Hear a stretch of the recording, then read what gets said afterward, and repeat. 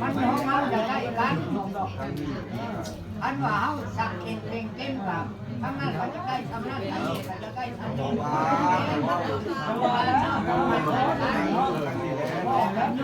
มันช้าไม่ช้าแล้วเขาพันช้าออก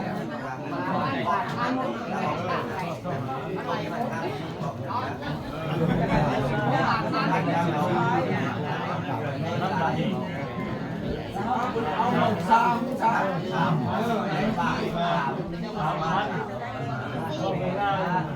น้ำมาแล้วดอกเลยได้ดอกนี้กันเลยเขาเป็นพอไปเลยนี่อยู่บูนีนี่คือสามขั้น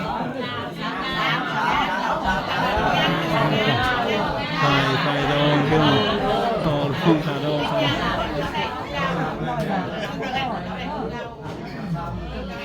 ับ3,000ไหนจะหนู3 ล้าน3,000 ไม่ต้องมา2,000 บาท3,000 บาท3,000 บาทครับว่านี่ฮะนี่คนเดียวนี่อะไร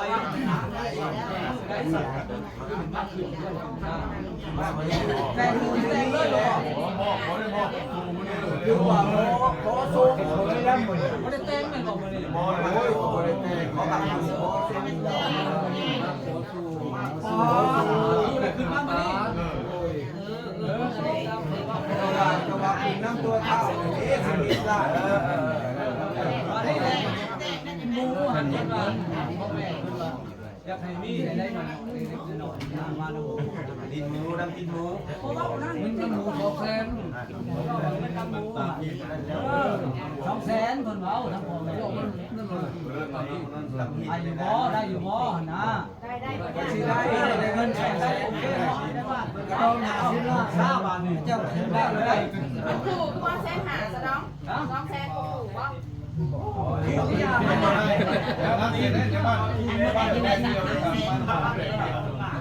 บ้านนี่แหละคุณแต่งเนาะได้ว่าเนาะแต่งท่านบ้านเราไปแล้วตรงนี้ครับไปได้เอาเช้าครับเอาดีแรงกับก่อนเนาะเจ้าจะพูดนำเลยดิคนนำเลยเรื่องแต่บ้านนาเก็ต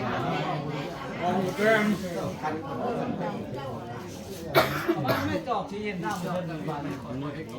จอก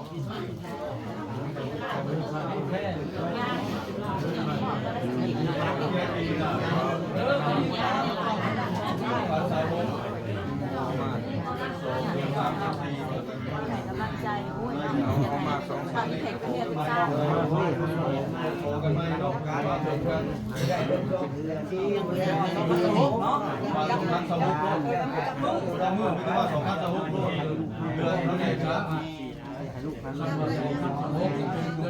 เดือนสองนั่นแหละ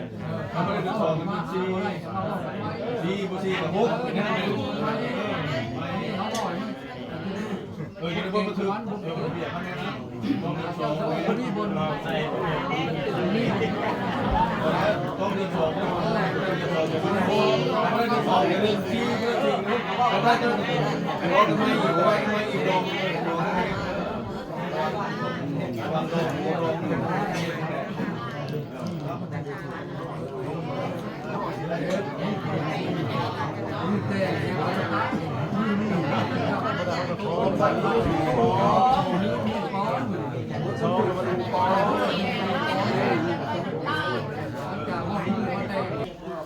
บอกไปนี่นี่ตาม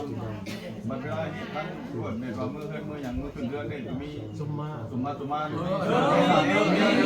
เป็นของมีชื่อนะเป็นของมีนะทำตลอดเจ้า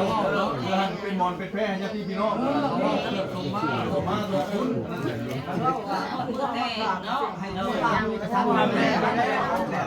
นี่เราปลาโป่งเนี่ยโวยเมย์ยังไม่ลงถึงเนี่ยขับมาได้ไปนะที่กระหม่อมให้ทั้งได้บ้างถึงกันแล้วนั่นแหละเขาเรื่องนี้มาแล้วพี่ลูกนี่ล่างเอาเข่าใส่ไหมใส่เจ้าเข่าใส่ไง ดี๋ยวจะขึ้นกับเขาใจ ไม่ใหญ่ เขาได้รู้พี่บินได้ แม่นั่งใส่ในเด้อ เอาเต็มเด้อพี่น้องได้เอาเต็มเอาเต็ม เอาเต็มสเด้อเอาเต็มวดไว้ลูก เอาเต็มมันมีหัวตรงนี้หัวมันมีหัวมันมี หัวน้องหัวน้องหัวคนประเทศไทยไปอยู่ทางมาในทางเขาร้านน้องนี่ ค้าคนเขาใจเราไปหน่อย เรียนกับแม่เรียนหมดเราตามมาพ่อเจ้าหน้าตัวบ้านเองไปเลยนะไปรักษาพี่น้องเสียชีวิตหรือพี่น้องบ้านก็พึ่งขนาด ตาม ไป มาพ่อบ้านคุยแล้วเกี่ยวกับความรู้เกี่ยวอยู่บ้านมาโชคไปพ่อเป็นคนยังมาหาใจกี่ยุ่งใจผิดกันหมดเลยไปนี่จะมาเมืองเดียวเนาะเมืองเดียวอยู่เนาะใครอยู่เมืองเดียวเลยเมืองเดียวแพ้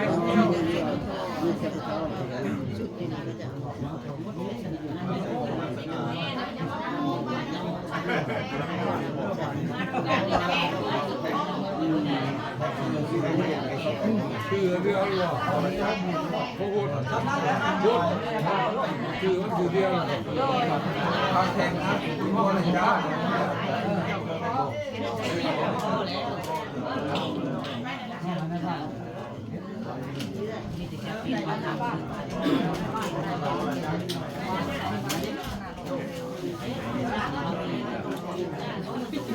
ตอนนี้พอจะเบากำลังนับเงินขอเป็น14 ล้านเนาะเป็นมือแกงนะ50 ล้าน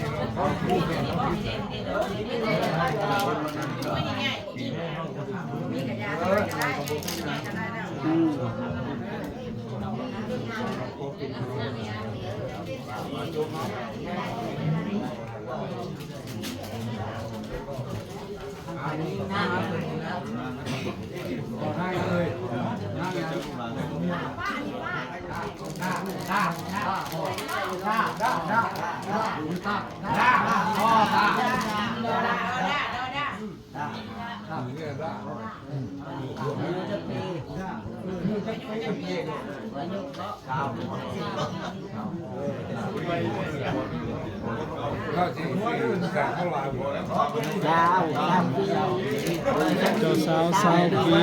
บัวได้สัก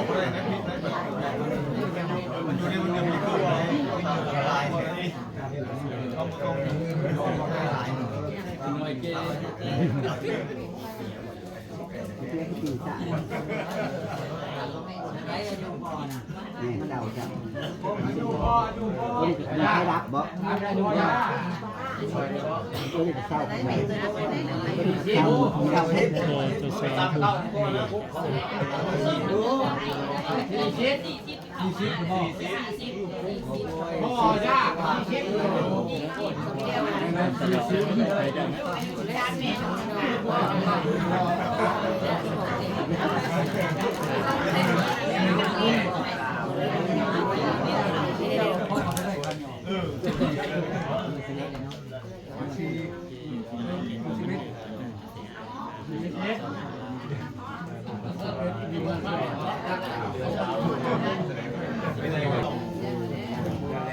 เจ้าบ่าว18 เจ้าสาว20 ปีพี่น้องพอเจ้าบ่าวกับพอเจ้าสาวนี่อายุซ้ำกันเลย40 ปีเนาะ ต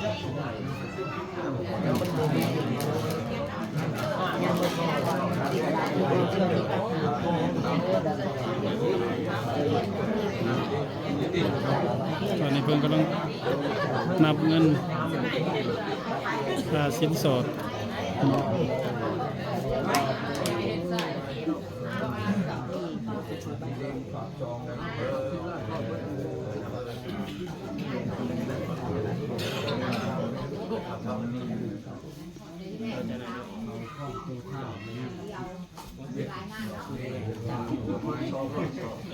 แปลว่าผัดซองเด้หรือเปล่า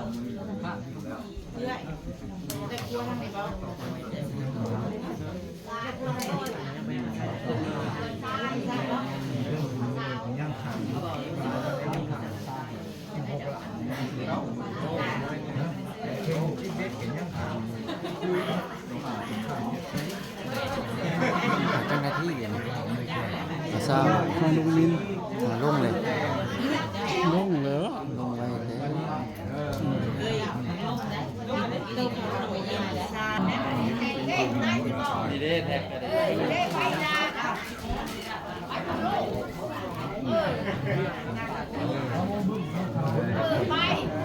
เจ้าบ่าวเจ้าสาวมาเลยพี่น้อง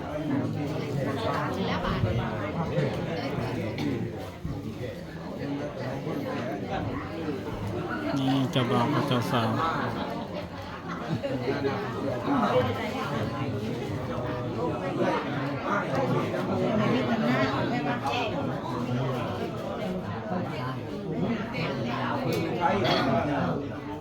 มามีการผูกแขนได้พี่น้องเลย